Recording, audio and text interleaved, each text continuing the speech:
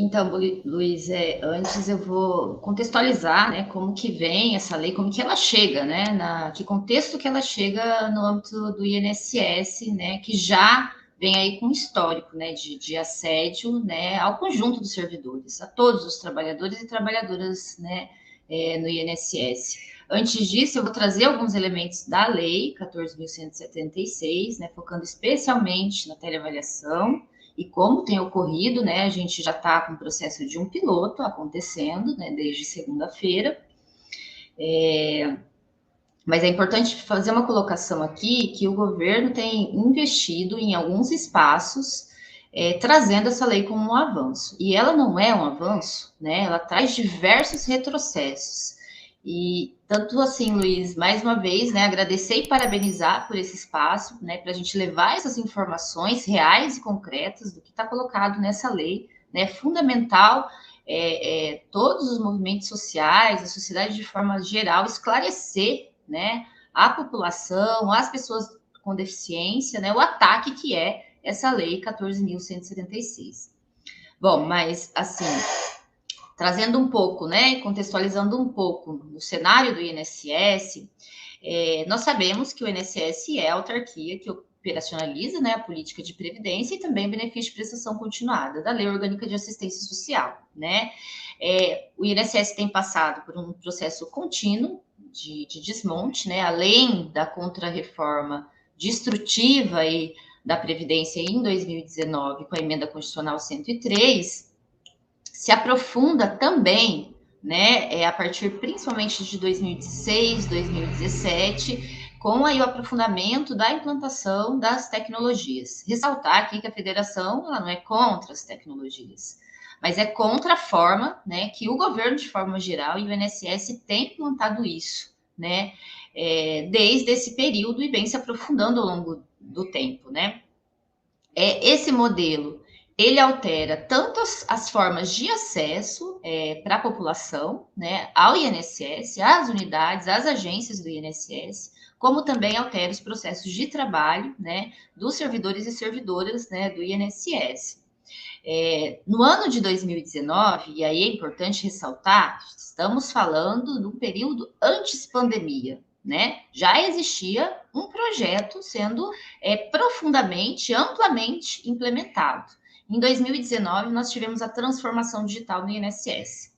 Foi um mecanismo, né, que o INSS, né, a gestão, né, a direção central do INSS vendeu como uma forma de resolver problemas que são estruturais no âmbito do INSS. Um deles, né, estou falando um deles, e acredito que um dos principais, é a falta, né, de recursos humanos no INSS. E vem argumentando que com a implantação das tecnologias, né, se resolveria os problemas estruturais do INSS. E aí não teve, né, concurso público, né, nos diversos anos. Hoje nós temos aí um déficit de servidores de 22 mil servidores que perdemos nos últimos anos e esse quadro não foi recomposto. Né? A gente está falando de quase 50%, né, da categoria, tivemos essa perda, né, de força de trabalho, de recursos humanos no INSS. E não é possível você atender uma demanda crescente com metade dos servidores. E aí o INSS vem utilizando as tecnologias, né? E é importante ressaltar a imensa exclusão digital que temos no país, né? E a gente fala de um público que busca o INSS, né? Além, né, dos requerentes do benefício de prestação, requerentes e beneficiários, né, do benefício de prestação continuada, que são pessoas em situação de extrema vulnerabilidade social, a gente tem um público no INSS em que, em sua maioria, recebe um salário mínimo. A gente tem população rural, a gente tem população indígena, né? Até as pessoas que buscam benefício previdenciário têm dificuldade de acessar, né, os canais remotos, aí, os aplicativos, acessar e entender, né? Conseguir utilizar também essas novas tecnologias. E é importante colocar que isso rebate, né? De forma imensa no acesso, né? Hoje, com essa transformação digital, que, repito, foi antes, né, da pandemia, o não acesso, né, o não requerimento, a não possibilidade de você ter um atendimento presencial no âmbito da agência, de uma agência do INSS, da antes pandemia, né, já estava ali colocada, né? A gente tem, nesse processo de transformação digital, 90% dos serviços, requerimentos que foram jogados para as plataformas digitais e não foram jogadas como uma opção. Isso é importante ressaltar, né? Se coloca ali como única opção, né, para as pessoas buscarem um atendimento no INSS. E essas pessoas que não têm acesso, o que elas têm feito? Né? Eu atendi uma pessoa essa semana que pagou R$30 numa lan house para fazer uma senha no INSS, né? Porque não conseguia fazer, não tinha acesso. Então as pessoas estão pagando, né? Através de lan houses, intermediários, né? Um requerimento inicial no INSS não é necessário, tem intermediários, advogados, né? A própria pessoa pode fazer esse requerimento. Elas têm pago, né? Por um serviço que deveria ser disponibilizado, que deveria ser fornecido pelo Estado. Além disso, a gente tem uma grande população, grande quantidade de trabalhadores, né, de requerentes do benefício de prestação continuada que estão buscando outras políticas públicas, né? Principalmente, ressalto aqui a política de assistência, que está abarrotada de demanda de previdência, né? Uma política que já foi imensamente atacada com retirada de recursos, que também necessita de concurso público, com uma demanda imensa nesse momento de pandemia, que teve ampliada imensamente a sua demanda, né? Os trabalhadores da política de assistência também adoecidos, né? Que estão atendendo no seu cotidiano muita demanda de previdência. Então, além, né, de refletir no não acesso, ainda impõe mais uma demanda aí para outras políticas. E aí, né, o INSS ele tem a questão das metas, né, essas metas que têm gerado um grande índice de adoecimento no INSS, que metas no INSS existem há muito tempo, né? Há pouco tempo atrás, logo que eu me insiro no INSS, em 2009, 2010, inicia um processo já de controle do trabalho, do tempo de trabalho, né, naquele período. Que era a pessoa buscar um serviço, né? O servidor era pressionado para atender, né, determinado requerimento, fazer determinado serviço em período de tempo. Aí eu tô falando, o requerimento de salário maternidade, ele era pressionado para atender em 30 minutos. Uma aposentadoria para atender em 60 minutos. Isso se aprofunda, né, com essas tecnologias, na lógica de metas de produtividade, de métricas, de números, né? E aí eu tô falando que isso o INSS tem imposto para o conjunto dos servidores, né, e servidoras, na perspectiva de extinção de jornada de trabalho. Ou seja, sua jornada ela vai ser substituída por metas de produtividade. Isso já está, né, acontecendo num nível de assédio imenso, né? A INSS fala, é uma opção você aderir aos tais programas de gestão, e nesse momento de pandemia ele aprofunda essa lógica, solicitando assinatura de pactos por produtividade, por produto, né? Nos servidores que estão, né, no trabalho remoto ainda, parcela dos servidores estão no trabalho remoto, não por uma opção, porque são grupo de risco, porque tem crianças pequenas em casa, são em sua maioria mulheres, né? E aí o INSS também, né, soltou uma portaria no início do mês, em 7 de julho a 1326, impondo, né, as pactuações, aí pacto mesmo o nome, né, o pacto individual, desrespeitando, inclusive, as negociações coletivas que deveriam acontecer, né, para qualquer alteração do processo de trabalho. E essa alteração é imensa, né, no processo de trabalho dos servidores. E aí, todo esse processo, né, de estabelecer metas de produtividade, de jogar cada vez mais os servidores no teletrabalho, né, ela impacta diretamente na qualidade do trabalho, né, na qualidade do reconhecimento do direito.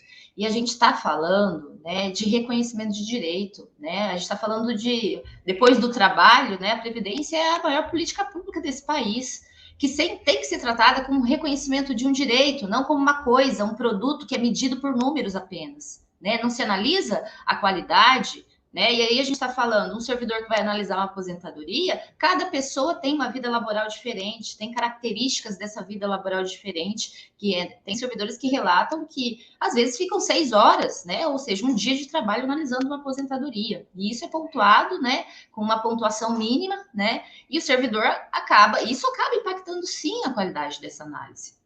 E isso agora vem até para os atendimentos presenciais. Mesmo você estando na agência, cumprindo jornada, o INSS vem indicando, inclusive para o próprio serviço social, né, o estabelecimento dessas metas. Né? E, repito, essa lógica de produtividade vai impactar, né, na qualidade do trabalho prestado. No âmbito do serviço social, tenho dito isso, né, em reuniões, né, com os colegas assistentes sociais do INSS, que o estabelecimento dessa lógica, né, do produtivismo no serviço social é a destruição, né, do serviço social.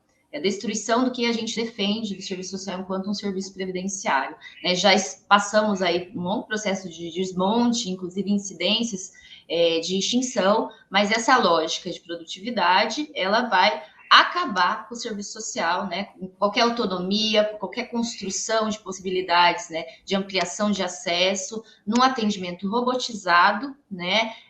Olhando só números. E o serviço social, né? A gente pode ver a quantidade sim, mas a qualidade é o fundamental.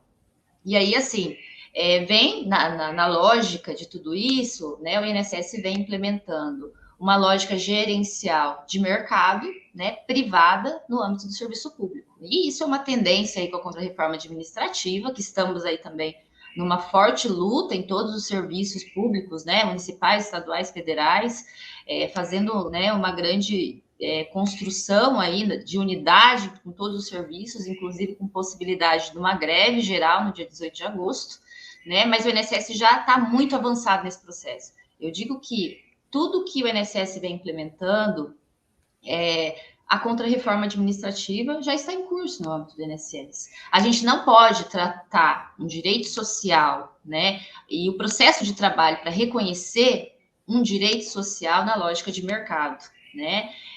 Então, na verdade, essa lógica que vem aí amplamente sendo implementada.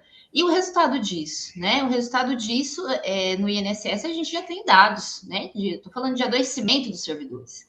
E aí, lá em 2019, esse dado deve estar muito mais amplo agora, né? A gente está até para soltar uma pesquisa com relação aos processos de trabalho, né? Até provamos isso na última plenária nacional recente. Nós tivemos em 2019 quase 70% da categoria que se afastou do trabalho, né? Muitas situações por transtorno mental, né? Então, essa lógica já vem trazendo aí os seus impactos, né, de intensificação, precarização do trabalho e o assédio imenso, né, principalmente nesse momento de pandemia, né? O INSS aproveita esse momento de pandemia, né, para aprofundar, né, jogar cada vez mais os trabalhadores no teletrabalho, que pode ser uma opção, né? A gente tem trabalhadores que optaram, né, mas não pode ser uma imposição. Apesar do relato ser, né, você pode ou não aderir aos programas de gestão, mas nesse momento o INSS está dizendo ou você vai aderir ao programa de gestão ou você vai voltar ao trabalho presencial, mesmo sendo grupo de risco. Né? E é nesse cenário que vem, né, a teleavaliação. Eu digo que tem objetivos concretos, né, até de uma incidência imensa do INSS de implantar essa teleavaliação com argumentos que são falaciosos, né? A teleavaliação não vai resolver o problema de represamento, porque não vai se ampliar o número de servidores. A gente tem mais de 70% dos assistentes sociais que voltaram ao trabalho presencial, né? Pequena parcela, né, da categoria que é grupo de risco ainda está no trabalho remoto e tem direito de permanecer no trabalho remoto, fazendo diversas atividades, né, bem importantes, principalmente aí na interlocução com as outras políticas, né, que está lá, né, o usuário e os trabalhadores estão batendo a porta dessas outras políticas, e esses profissionais também precisam de orientação, mas todo esse processo que o INSS está implementando é numa perspectiva de destruição. O serviço social hoje, né, relatar para vocês como que está, né, nas agências do INSS. Hoje a gente tem a perícia médica, né, que agora nem sabemos como vai ficar, que tivemos a alteração de ministério, né, acho que saiu o decreto ontem, mas a perícia médica que não estava mais dentro do INSS, né, estava vinculada ao Ministério da Economia. A gente tem poucos servidores, porque alguns, né, grande parte se aposentou, alguns estão no teletrabalho, alguns são grupos de risco, e a gente tem parcela muito pequena dos servidores na agência. Então, é o serviço social que está na agência.